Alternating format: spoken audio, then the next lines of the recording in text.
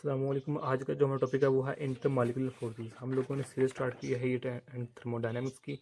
तो इस सीरीज में हम इन टॉपिक्स पर पिछली वीडियो में बात कर चुके हैं, ये देखते जाए। तो आज की वीडियो नंबर 5 है, इसका हमारे पास ये पार्ट है इंटरमॉलिक्यूलर फोर्सेस।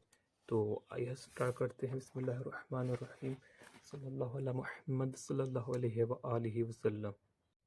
तो kinetic theory of ideal gases जो हमारे पास है, ये वीडियो नंबर 4 है हमारी।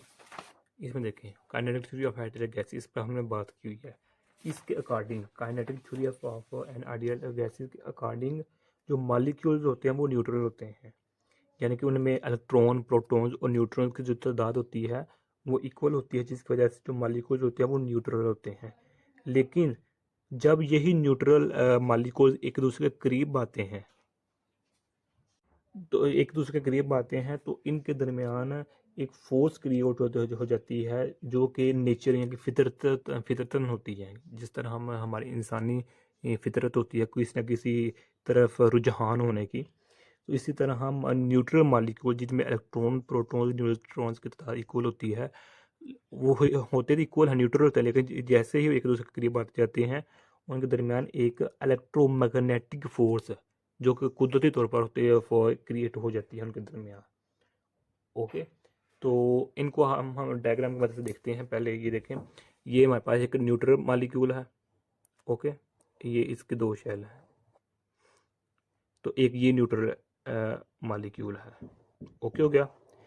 इसको हम डायग्राम में की मदद से देखते हैं। इधर हमारे पास रेडियस आर है, इधर हमारे पास फोर्स एफ है। ये मेरे हमारे पास रेडियस क्या है, आर है। तो ये हमारे पास पॉजिटिव एक्स एक्सिस है, ये हमारे पास पॉजिटिव वाई एक्सिस है। ये नेगेटिव एक्स एक्सिस है, ये नेगेटिव वाई एक्सिस है।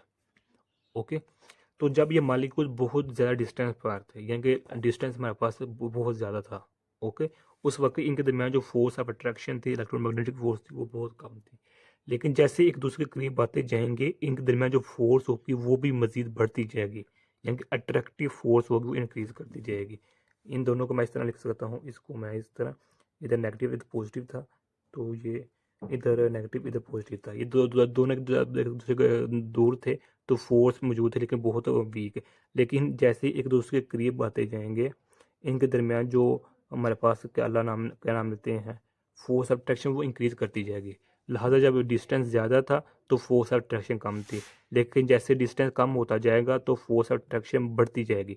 नेगेटिव क्या शो कर रहा है, फोर्स ऑफ अट्रैक्शन। जो ये वाला पोर्शन है ये क्या शो कर रहा है, रिपल्सिव का। ओके, रिपल्शन का शो कर रहा है, तो बढ़ती जाएगी। लेकिन जैसे ही एक दूसरे के नज़दीक आएंगे, ये जैसे एक दूसरे नज़दीक आएंगे, इतने नज़दीक आएंगे कि इनके दरमियान जो फासला होगा वो हमारे पास होगा आर नाट। ओके, जब आर नाट वो फासला है कि जो कि डायामीटर की इक्वल होता है। डायमीटर, इसके डायमीटर की ये डायमीटर है इसका। सपोज करते हैं ये हमारे पास डायमीटर है 5 पीएम में ले लें, या फिर और भी सेंटीमीटर ले लें, चले। ओके, तो इसका भी 5 सेंटीमीटर है डायमीटर इसका। जब इन दोनों मालिक्यूल के दरमियान फासला यानी कि 5 सेंटीमीटर का रह जाएगा, उस वक्त ये एक दूसरे को रिपेल करना स्टार्ट कर देंगे। ओके, तो जो हमारे पास ये होता है इसको हम आर नाट से डिनोट करते हैं, ये क्लोजेस्ट डिस्टेंस होता है।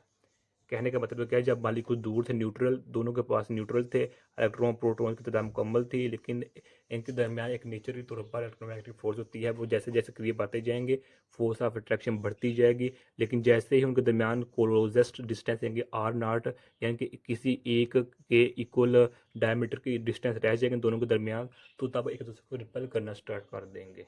ओके, तो फिर यहाँ से अचानक रिपल्सिव फोर्स स्टार्ट हो जाएगी, तो मॉलिक्यूल्स फिर वापस चले जाएंगे। ओके, तो यही आज का हमारे पास टॉपिक था।